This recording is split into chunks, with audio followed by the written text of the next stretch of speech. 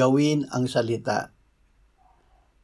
Ingatan mo at pakinggan ang lahat ng salitang ito na iniuutos ko sa iyo, upang mapabuti ka at ang iyong mga anak pagkatapos mo magpakailanman.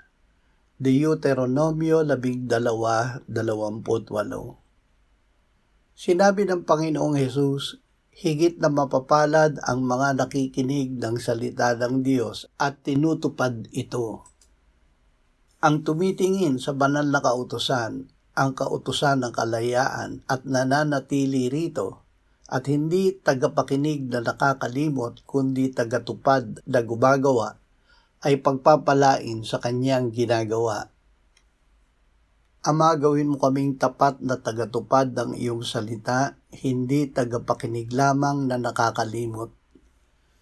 Pagpalain mo kami upang kami ay maging pagpapala sa aming mga anak, sa aming kapwa at sa susunod na henerasyon.